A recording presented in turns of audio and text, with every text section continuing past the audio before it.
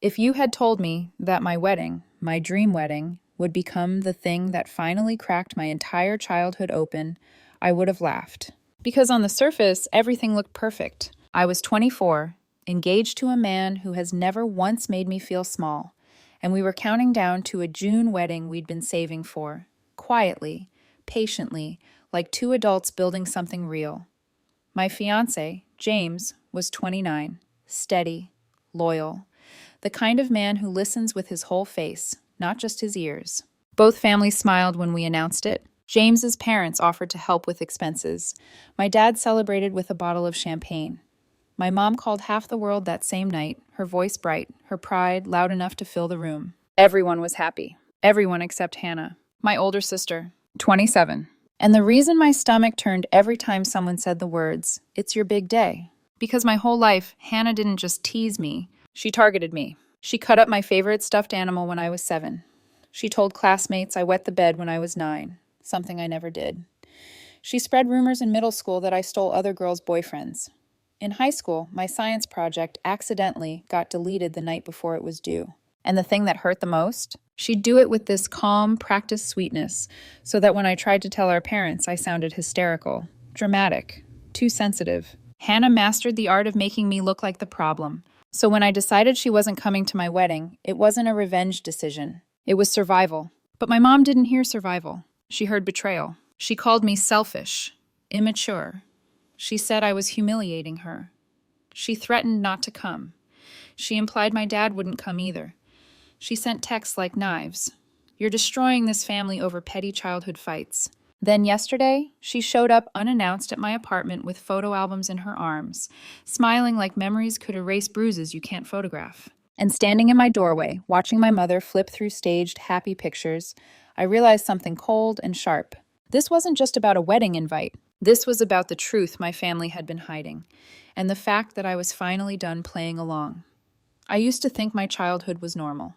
2 parents, 2 daughters, a decent home, family holidays, school photos, the kind of life that looks tidy from the outside.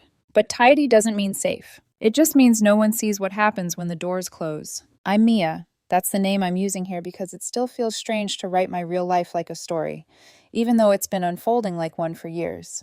I'm 24 now, and I work in a mid-level marketing role for a regional company.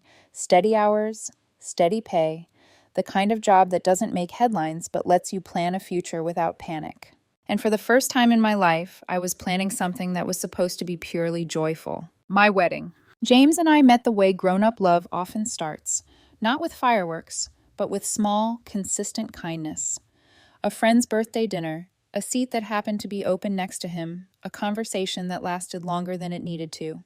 He asked questions and actually waited for the answers. He didn't perform interest. He had it. We dated for 3 years before he proposed. Not in some dramatic public spectacle, just a quiet evening at home when I was in an oversized sweatshirt and he was washing dishes like it was any other night. He dried his hands, turned, and said, "I don't want a future unless you're in it." Then he got down on one knee. I remember the ring catching the kitchen light like a tiny, steady star, and the way my throat closed up so hard I could barely say yes. It wasn't because I didn't want it. It was because part of me didn't believe I deserved something that gentle. We stayed engaged for a year and a half on purpose. We were saving for a house. We wanted to start our marriage with a foundation, not debt. James's parents, Karen and Tom, were supportive in a way that still surprises me. They offered help, but never with strings. No guilt, no, after all we've done, just tell us what you need. My dad was supportive too, in his own quiet way. My parents have been divorced for 6 years, and he's learned to choose his words carefully, like a man who spent a long time being punished for speaking too loudly. But when I told him about the engagement, his face softened. He hugged me and handed James a bottle of champagne, like it was a peace offering and a blessing all at once. My mom made it all about family. She immediately talked about guest lists, seating charts, what people would think, which relatives would be offended if they weren't invited. She said the right things. "I'm so happy for you."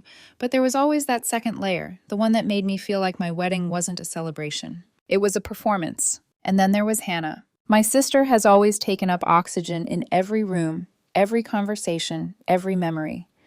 When we were kids, She didn't just want attention, she wanted control. She wanted to decide who I was allowed to be, how small I was supposed to feel, and how much space I was allowed to take. Some sisters fight over clothes. Hannah fought over my sense of reality. She'd take something of mine, break it, and swear she hadn't touched it. She'd insult me and then smile sweetly in front of our parents so that when I tried to describe what happened, I sounded like I was exaggerating. And my parents, especially my mom, trained me early to smooth it over. Hug your sister. Be the bigger person. She didn't mean it like that. As if intent mattered more than impact. As if my hurt was an inconvenience the family needed to manage. So by the time I got engaged, I wasn't thinking about how Hannah might ruin my wedding with a dramatic scene. I was thinking about the subtler danger. The comments said with a smile.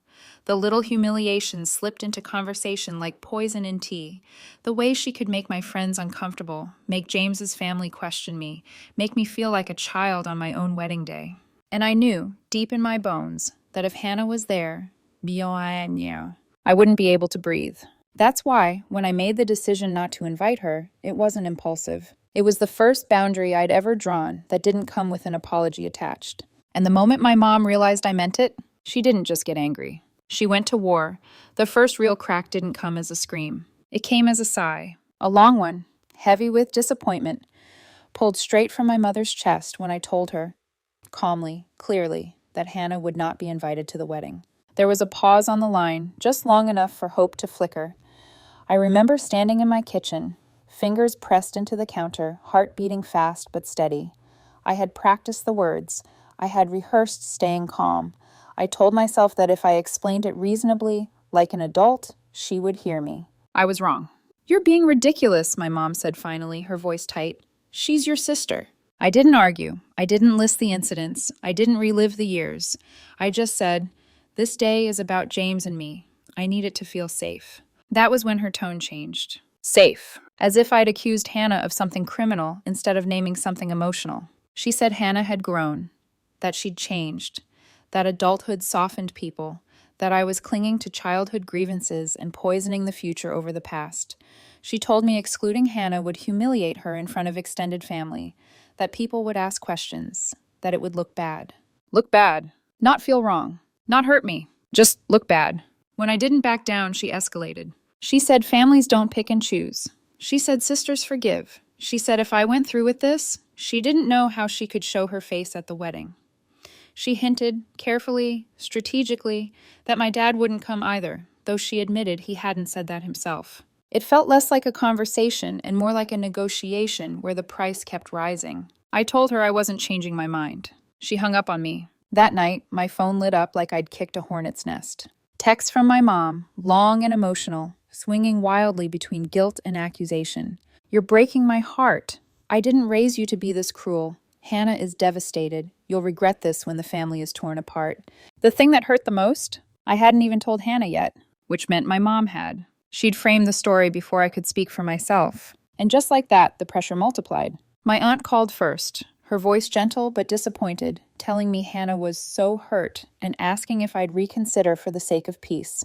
My grandmother left a voicemail, slow, heavy, filled with that quiet shame only elders know how to deliver, saying she was disappointed in me. Even my cousin reached out, suggesting I was overreacting, that siblings fight, that time heals everything if you let it. Every message carried the same theme. Why can't you just be the one to give in? I started replaying memories I hadn't thought about in years. Thanksgiving, when Hannah complimented my pumpkin pie by saying she was surprised it turned out well, since you're not really the cooking type.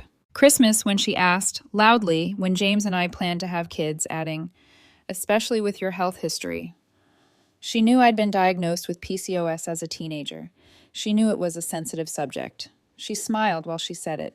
At my engagement party, she'd laughed and asked if James and I were sure we'd last, citing our very different career trajectories, like she was expressing concern instead of planting doubt.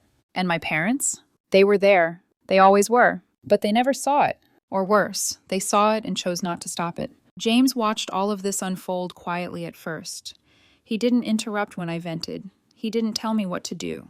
He just listened, his hand steady on my back, grounding me when the noise got too loud. Finally, one night, after another call ended with me fighting tears, he said, "You know you're not wrong, right?" I nodded, but doubt still clawed at me. Because when your whole family insists you're the problem long enough, you start wondering if they're right.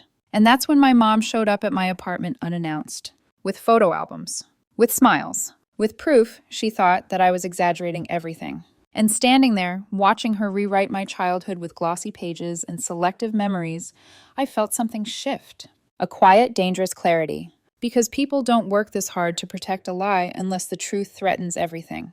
It was the Sunday before the final wedding guest list was due when everything came crashing into sharp focus. My mom arrived at my apartment, photo albums in hand, her shoes tapping deliberately on the hardwood as if each step announced her authority over the room. I wasn't expecting her. I'd asked for space, texted her repeatedly, and yet here she was, smiling like she had every right to invade my home. "Look, Mia," she began before I could speak, flipping open the first album. The pages were filled with carefully curated moments, Hannah and me laughing at some family event, me holding a baby doll while Hannah posed with a birthday cake, vacations where the sun glinted off our perfectly positioned smiles.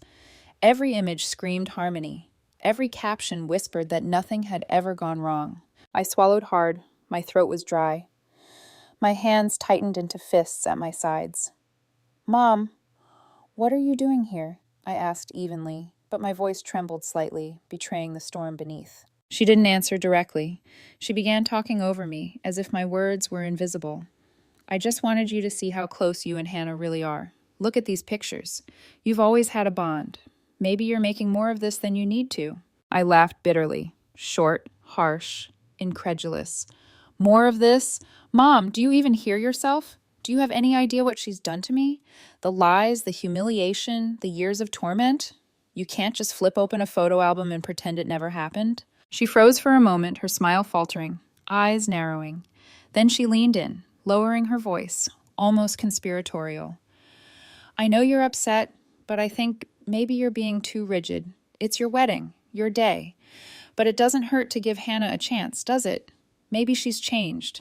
Maybe she just needs one proper apology." One proper apology. The words echoed in the room like a slap. I felt my chest tighten, my heart hammering. It wasn't about an apology. It was about everything. The calculated cruelty that had threaded through my life, the relentless undermining that had followed me from childhood into adulthood, the memory of every time I'd stood small in a room while my parents, my mom, looked away. "I can't," I said finally, the words cutting through the tension like a knife. "I won't invite her, not now, not ever. This is my life, Mom, my wedding. You don't get to rewrite the past or dictate how I protect myself." Her expression hardened. She snapped the album shut, the sound startling in the quiet of my apartment. "You don't understand," she said, voice rising, tinged with panic and frustration. "Hannah deserves this. Our family deserves this. I've kept the truth from you, to protect all of us, and now you're throwing it away. You're ruining everything." I stepped back, shaking my head, a flush rising in my cheeks. "Protect me? Mom, hiding the truth about Hannah being my half-sister, about everything she did, that was not protection. That was control. That was letting her hurt me without consequences. And now you think showing me a few pictures makes it okay? It doesn't. It never will." Her lips pressed into a thin line. For a moment, she didn't speak. And then, like a dam breaking, she said something I never expected. "You're not listening. Hannah, she didn't choose to be this way. You were the favored one from the start. She's been hurting too, and you're being selfish. Don't you see? I'm only trying to fix it before it's too late." Her words made my stomach churn. The familiar knots of anxiety and frustration twisted tight in my chest. I could feel the pulse at my temples, the adrenaline mixing with the old ache I'd carried for years. She wasn't listening. She was framing my life as her problem to fix, as if the torment I'd endured, the years of fear, humiliation, and betrayal, could be smoothed over with her narrative. And then, in the quietest, most shocking moment, everything clicked. Like a switch I'd never realized existed, the realization that my mom had been orchestrating, manipulating, controlling the story of my life all along. Hannah's behavior wasn't just tolerated, it was enabled, protected, celebrated quietly in family gatherings, concealed behind smiles, justified as quirks or jealousy, never named, never addressed. I felt the weight of it all, pressing down, almost paralyzing. My entire childhood, my sense of safety, the decision to stand up for myself, it all crystallized in that single moment. My chest felt hollow, my hands trembling slightly. I wasn't just defending my wedding day, I was defending the entirety of who I am and who I've fought to become. Mom, I said, my voice low but steady, I've tried to understand. I've tried to forgive, but I will not allow you or her to dictate my life anymore. This wedding is mine, my choices, and this is final. She opened her mouth as if to protest, but I didn't let her. I walked to the door, each step deliberate, the images of my life, the small humiliations, the calculated attacks, the years of silence, burning behind my eyes. I opened it and waited until she stepped out, leaving the photo albums on the table, untouched. She glanced at me, eyes shimmering with unshed tears, but she didn't speak. She simply left. The door clicked shut. I leaned against it, my hands sliding down the wood, sliding into the cool relief of space reclaimed. I took a deep, shuddering breath. For the first time in weeks, I felt clear. Not whole, not healed, but for the first time, the boundaries were mine. This was my line, my life, my day, and no one would cross it. The silence after my mom left was deafening. The apartment, usually filled with the hum of my routine, coffee brewing, laptop notifications, the soft shuffle of Murphy's paws, felt heavier, almost suffocating. I sank onto the edge of the couch, head in my hands, and let the weight of the confrontation settle. My heart was racing, my chest tight, but amidst the adrenaline, there was a strange clarity. I had drawn my line, and for once, no one could move it. I thought about James. Quiet, steady, the one person whose presence anchored me through years of family chaos. His unwavering support had been my lifeline, and now, more than ever, I understood its value. He had watched patiently as I navigated the storm with my mother, never pressuring me, never taking control. He trusted me to decide, to act, to protect myself. That trust, it was a shield, one I hadn't realized I needed until now. But even as relief seeped in, so did exhaustion. My mind replayed every memory Hannah had created for me. The stolen birthdays, the whispered rumors, the stolen confidence. Each recollection carried a familiar sting. I remembered my 7th birthday when she tore my stuffed animal into pieces while I was at a friend's house. I remembered the middle school science project, painstakingly built, wiped out in a single click, with her denial standing in for justice. Every event, every slight, every calculated smile, it was all part of the pattern I'd endured, long before I could articulate the damage. I thought about my parents. How often had I craved acknowledgement, protection, or even empathy from them? How many times had I been silenced, minimized, or made to feel that my pain was a nuisance? And now, at 24, I realized that the silence hadn't been about love. It had been about convenience. Their protection of Hannah, their avoidance of conflict, their obsession with appearances, it wasn't about family, it was about control, reputation, and keeping the illusion intact. I pressed my palms against my eyes and felt the sting of tears. Not the tears of a child begging to be seen, but the tears of someone finally seeing for herself, someone finally recognizing the boundaries of her own life and the necessity of defending them. I wasn't just reacting to the present confrontation. I was reacting to decades of neglect, manipulation, and misdirection. I allowed myself to feel anger, not at Hannah, not at my mother, but at the system of silent complicity that had shaped my childhood and attempted to dictate my adulthood. After a long pause, I rose and walked slowly to my bedroom. Murphy patted beside me, nudging my hand with his nose, oblivious to the human turmoil around him. I sat on the floor, back against the bed, and allowed myself a single, intentional breath. One deep inhale, one controlled exhale. I realized that for the first time in years, I could think without fear of immediate intrusion or judgment. I could plan, decide, and act from my own space, my own authority. I reflected on the choices ahead. The wedding was coming, and I now held firm control over it. I had made the conscious decision not to invite Hannah, to protect myself, James, and the sanctity of the day we had built together. And yet, I knew the emotional fallout would ripple outward. My mom, other family members, possibly even friends caught between loyalties. I could anticipate their reactions: disappointment, guilt, anger, but none of it would alter my decision. I understood now that self-preservation and personal agency were not only reasonable, they were necessary. Sitting there, I thought about forgiveness. Not the hollow, convenient kind my mother wielded like a weapon, but real, deliberate forgiveness. I could forgive without forgetting. I could acknowledge the pain without letting it dictate my choices. And for the first time, I realized that controlling my response, my boundaries, my own life, was not cruelty. It was survival. Hours passed, marked only by the slow dimming of sunlight across my bedroom floor.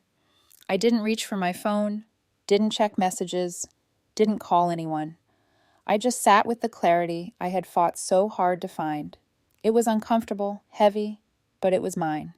And as I traced the outline of Murphy's furry head with a hand trembling from adrenaline and exhaustion, I understood something vital. I had survived my past, confronted my present, and, for the first time, I was choosing my future. I wasn't whole, I wasn't healed, but I was awake, and that was enough. The days that followed felt like walking through a storm with no umbrella. My decision to exclude Hannah from the wedding was no longer a quiet boundary. It had become a lightning rod, drawing in everyone connected to our family in ways I hadn't anticipated. Every phone call, every email, every text carried tension, judgment, or pressure. And my apartment, once a sanctuary, felt like a pressure cooker. It began subtly. My mother's calls increased in frequency, sometimes multiple times a day. Each conversation followed a pattern: tearful lamentations, veiled accusations, thinly veiled threats. "You're breaking the family," she said over and over. "You don't understand what this will do to everyone, to the legacy we've built." I would respond calmly that my wedding was my day, that James and I had the right to protect it, but she never heard me. She only escalated. Then the extended family became involved. My aunt called, her voice measured but heavy with disapproval. She pleaded with me to reconsider, to keep the peace, painting Hannah as a misunderstood soul, a victim of circumstance. She reminded me that family harmony was a fragile jewel, easily shattered. My grandmother left a voicemail, layered with disappointment and incredulity, expressing that my choice was selfish and short-sighted. Cousins and distant relatives chimed in, some gently advising, others insinuating judgment. The storm was growing, and I was standing alone in the eye. The intensity of the pressure reached its peak when my mom arrived at my apartment again, this time unannounced, uninvited.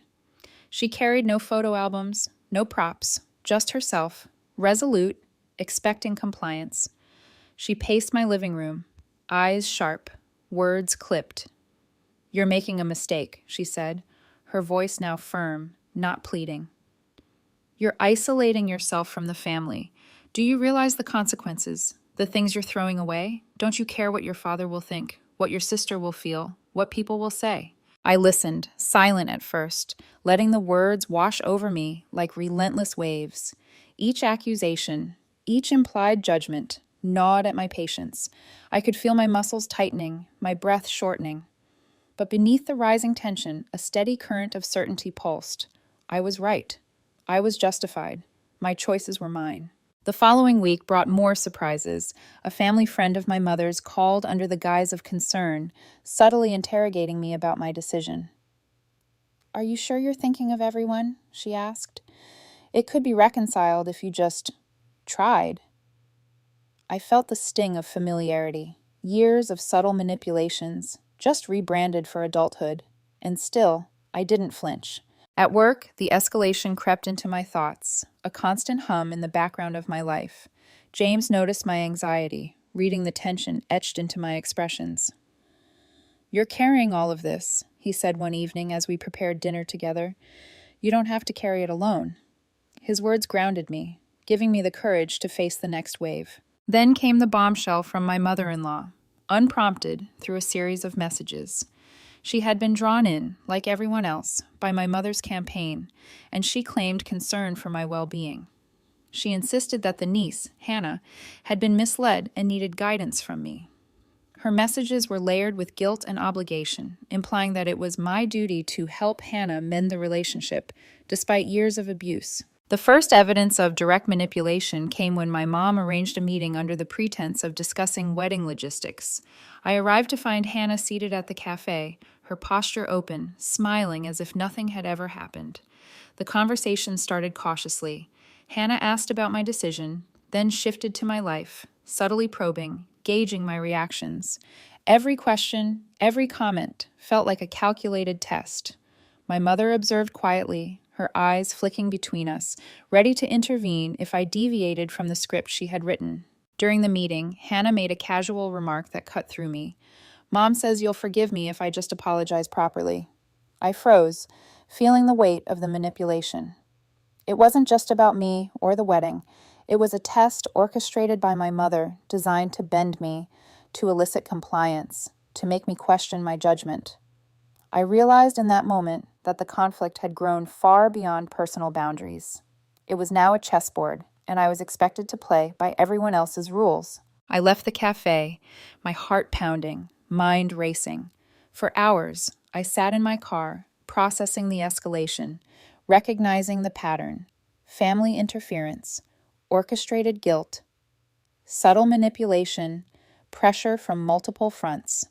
Each encounter, each call, each visit was carefully designed to destabilize me, to test the limits of my patience, to challenge the boundaries I had worked so hard to establish. That night, I spoke to James, recounting everything. His hand held mine across the kitchen counter, steady and unyielding.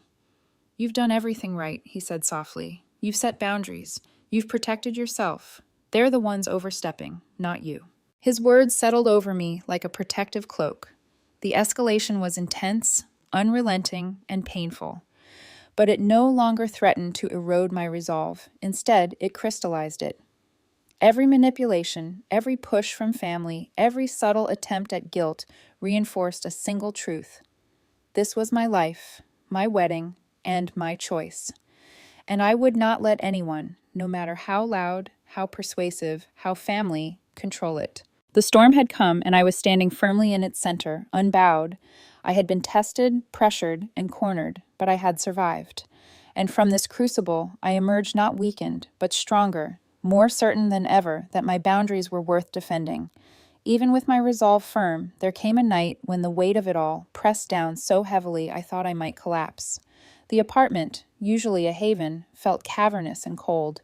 Murphy lay at my feet, whining softly, as if sensing my unease, while the city outside hummed with life I couldn't touch. I felt utterly alone, not just physically, but emotionally. The cumulative pressure of decades of torment, family expectations, and the relentless escalation from everyone I should have been able to trust pressed on me like an unyielding force. I sat on the floor, back against the couch, staring at the coffee table where invitations were spread out. Each envelope seemed to mock me. Each carefully written name, a reminder of the impossible balancing act I was performing, pleasing some, setting boundaries with others, and protecting my own peace all at once. The thought of the wedding, a day that should have been pure joy, now carried the tension of a battlefield. My chest tightened, my stomach churned. The memories I had kept carefully compartmentalized for years began to resurface unbidden. Hannah's constant digs, the humiliations in front of friends, the silent complicity of my parents. I thought about my mother's words that morning, still ringing in my ears. "You're destroying the family. You're being selfish." I could almost hear the unspoken accusations layered beneath each syllable. "You have no right to protect yourself. You owe everyone compliance, even if it hurts you." The guilt she tried to instill clawed at me, insidious and pervasive. For the first time in weeks, I allowed myself to question everything. Had I been too harsh? Was I overreacting? Could I have handled things differently?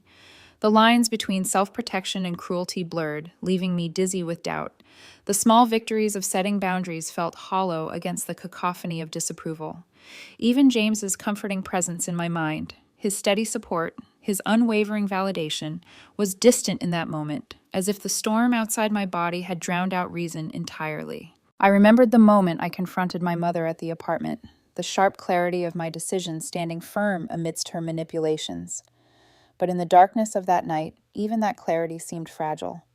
I imagined Hannah smiling at some imagined reconciliation, my mother silently approving, everyone around me nodding at my unreasonable stance.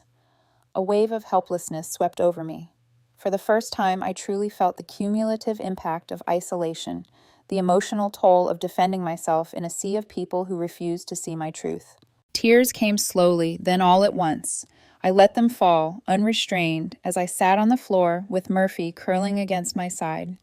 The grief wasn't just about the family drama. It was grief over years lost, trust broken, innocence stolen, and the realization that love from some of the people I should have been able to count on had always been conditional. I mourned not just the control that had been taken from me, but the years of self-doubt and anxiety instilled by a family who should have protected me. As the night deepened, a new understanding crept in, fragile but undeniable. My darkness wasn't about weakness. It was about acknowledgement. I was facing, for the first time, the full scope of what I had endured and the enormity of what I was defending. I realized that feeling despair didn't mean I would fail. It meant I was human. It meant that the stakes were real, that I had been pushed to the edge, not by some imagined slight, but by real, deliberate pressure from people who should have loved me unconditionally. I stayed on the floor until my muscles ached, Murphy's steady breathing grounding me. When I finally rose, hands shaking, I understood something essential. Hitting rock bottom wasn't the end. It was a threshold. Below lay helplessness and doubt, but beyond it, beyond the darkness, lay clarity and power, waiting for me to reach for it. And in that quiet, solitary night, I made a vow. I would not allow anyone, not my mother, not Hannah, not anyone else, to dictate my life or my wedding. I would hold my boundaries with strength, even if it meant walking alone for a while. For the first time in a long time, I felt the faint pulse of hope beneath the weight of despair. The turning point didn't arrive with drama or confrontation. It arrived quietly, like sunlight slipping through storm clouds. I was at a small cafe, sipping a lukewarm latte, scrolling through my phone half-heartedly, when a message popped up. It was from Hannah's mother, my aunt. Her words were measured, careful, and for the first time in months, they weren't layered with judgment or expectation. She apologized, not vaguely, not with excuses. She admitted she had no idea what my mother and Hannah were planning, how manipulative it had been, or the extent to which it had violated my boundaries. She told me that when she discovered the truth, she confronted them immediately, insisting that Hannah admit everything. She said Hannah had apologized to her privately, acknowledging that she had lied, manipulated, and pushed too far, and that she had only gone along because she needed money and felt trapped by my parents' expectations. I read the messages again and again. My chest tightened, but this time it wasn't from despair. It was from recognition. The evidence I had been lacking, the confirmation I needed, had arrived. The manipulation, the pressure, the calculated schemes, all of it was real, and I had responded as I should, with boundaries, with strength, and with integrity. I sat back in my chair, letting the reality sink in. This wasn't just about proving my stance to others. It was about proving it to myself. I had survived manipulation, coercion, and the emotional weight of an entire family, and I had held my ground. My judgment had been correct. My intuition, honed over years of subtle abuse and constant undermining, had not failed me. Later that day, I called James. His voice was steady as I relayed the messages, each word a release. "You see," he said softly, "you were right all along. You've handled this exactly the way a strong, capable person should. You protected yourself and your life. No one can take that from you." His affirmation anchored me. For months, I had questioned my decisions, replayed my choices, doubted my strength, but hearing it aloud, from the one person who had been unwaveringly by my side, solidified something inside me. That evening, I sat alone in my apartment, Murphy at my feet, and I looked around at the space I had carefully curated since childhood, a life I had chosen for myself. The wedding invitations lay neatly stacked, the seating arrangements finalized. Everything reflected my decisions, my boundaries, and my values. I realized then that the turning point had been within me all along, acknowledging my worth, trusting my judgment, and refusing to be coerced into the role of someone I didn't want to be. I thought about my mother's intentions, about her need to control and manipulate. I understood them now, not to excuse them, but to see them for what they were. She had been desperate to maintain her image as the family's arbiter, the fixer, the one who could orchestrate peace. But that desperation didn't give her the right to violate my autonomy or endanger my emotional well-being. In that clarity, I made another decision. I would no longer engage in endless negotiations. I would not plead or argue. I would protect my boundaries firmly, calmly, and unapologetically. If family members could not respect that, their absence would be their choice, not mine. I felt a sense of empowerment I had never known, not triumphal or vengeful, but deep, steady, and unshakable. I could honor my past without being trapped by it. I could assert my needs without fear. And I could move forward, not with resentment or anger, but with the calm assurance of someone who had finally reclaimed control over her own life. For the first time in months, I slept that night without the tight coil of anxiety in my chest. The storm had passed. The pressure was still there in fragments, reminders from those who couldn't accept my boundaries, but inside me, a core of certainty had been forged. I would protect my life, my wedding, and my future with the clarity and strength I had fought so hard to regain. The days after the turning point brought an unexpected calm, but it was a calm shaped by consequences. The moment I asserted my boundaries and refused to be manipulated, the ripple effects moved outward, touching everyone in our fractured family network. Some of the fallout was predictable. Some caught me entirely off guard. First, there was the subtle unraveling of my mother's control. Without my compliance, she couldn't maintain the narrative she had built. Her emails, once urgent and relentless, slowed to occasional, carefully worded notes. She stopped showing up unannounced. Her phone calls, which had been storm warnings, became rare attempts at conversation. Tentative and uncertain, it was as if she had finally realized that the strings she had been pulling no longer reached me. Hannah, too, receded. She didn't reach out again after the cafe meeting with her mother. The silent acknowledgement of my boundaries, my unwavering refusal to allow her intrusion, shut down her usual games. The small attempts at manipulation, the veiled compliments, the digs disguised as concern, they all stopped. For the first time, I could observe her without bracing for impact, without anticipating sabotage. She existed on the periphery of my life, no longer an active force, no longer able to dictate my emotions. My father, quiet and composed as ever, kept his distance. He had always been careful not to interfere, but the fallout clarified his role. He recognized that my decisions were mine, and that his interference would be both unhelpful and unwelcome. We maintained civility, but there was no pretense of warmth. It was a professional, measured relationship, enough to manage family obligations without compromising my autonomy. The ripple extended to other extended family members. Some who had pressured me with calls, messages, and guilt-laden advice withdrew entirely. They realized that their influence was ineffective and perhaps even unwelcome. Others, those who respected boundaries and integrity, stepped forward with support. James's parents, steadfast throughout, became my strongest allies, helping with wedding logistics, offering emotional support, and reinforcing my decisions without judgment or resentment. At the wedding itself, the fallout was tangible yet manageable. The guest list was smaller than initially planned. Some relatives abstained entirely, siding with my mother or Hannah. Their absence left quiet spaces at tables, reminders of fractured loyalties, but in those spaces, a different energy emerged. The guests who did attend, friends, supportive family, colleagues, created a warmth and intimacy that I had not anticipated. It was honest and uncomplicated, in stark contrast to the tension that had shadowed my planning. The ceremony was filled with moments of connection, laughter, and sincerity that reminded me why I had fought so hard to draw the line. The aftermath of the wedding revealed even more fallout. My mother's attempts to reconcile were cautious, careful, and entirely my choice to accept or decline. She began seeing a therapist, taking tentative steps to understand her role in the dysfunction and her repeated overreach. Our interactions, still awkward at times, became more balanced.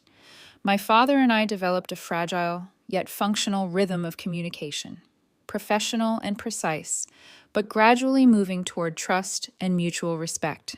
Hannah remained distant. No grand gestures, no attempts to reclaim proximity.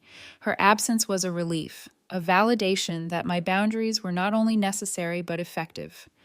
The tension that had once dictated my life dissolved into acceptance, detached but healthy. The dynamic of our family had shifted. The manipulations, the coercion, the subtle psychological games, they no longer held sway over me. I had reclaimed my space, my decisions, and my right to celebrate life without interference. And through it all, James remained the constant. His support, unwavering and patient, became the foundation on which I rebuilt confidence in my judgment. The fallout, while emotionally taxing, reinforced an essential truth. Boundaries, when respected and enforced, have power. They can heal, protect, and reclaim a life from those who would seek to control it. The aftermath of asserting myself was not painless, nor was it free from lingering tension. But it was transformative. I had survived the manipulation, the pressure, and the emotional onslaught. I had held firm to my truth, protected my wedding, and safeguarded my life. The fallout, in the end, confirmed one essential fact. I was no longer at the mercy of others' agendas. I was the author of my own story. The morning after the wedding, as sunlight spilled through the blinds and Murphy nudged my hand for breakfast, I felt a quiet kind of peace settle over me. Not triumphal, not celebratory, just calm. For the first time in years, I wasn't bracing for a calculated insult or a manipulative remark. I wasn't wondering who might betray me next. I was simply living in my own choices. James and I moved into our new apartment, a cozy space that felt like the first true home we had built together. It was small, imperfect, but ours. Every corner reflected decisions made by us, not by anyone else.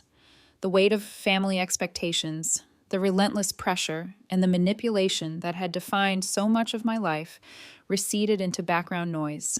I could breathe. I could think. I could plan a future without fear of being controlled by past patterns. The lessons crystallized slowly. I realized that standing firm isn't cruelty, it's survival. Drawing boundaries isn't selfish, it's necessary. Protecting one's life, wedding, and mental health isn't an act of defiance against family. It's an act of self-respect. And perhaps the most profound lesson, the people who truly matter, the ones who love you without strings attached, will support your decisions, even if they are difficult. My parents' relationship with me remains measured but functional. My mother has begun therapy, taking steps to understand her past choices. My father and I communicate carefully, professionally, and occasionally personally in ways that are new but promising. Hannah remains distant, but her absence is a comfort, a reminder that not all relationships need forced intimacy to be healthy. I look back at the months leading up to the wedding with gratitude, not for the drama, the manipulations, or the pressure, but for the clarity they forced me to find. I learned who I am, what I deserve, and how to protect my life and my joy. And I discovered that peace isn't about reconciliation with everyone, it's about reconciliation with oneself. As I sit now, planning small details of our future, I carry these lessons forward. Boundaries are sacred, truth is powerful, and self-respect is non-negotiable. Life doesn't always offer neat resolutions. Some wounds don't fully heal, and some relationships remain fractured. But standing in your own truth, choosing your own path, and surrounding yourself with people who genuinely care, that is a kind of victory, far more lasting than any forced harmony. I can still think about my wedding day without anxiety, about the people who supported us without judgment, and the new life James and I are building. That knowledge is liberating. And even though some family members may never understand or accept my choices, I have the certainty of living authentically, guided by my own judgment and love rather than obligation or fear. The past shaped me, but it does not control me. And for the first time, I feel entirely, undeniably alive.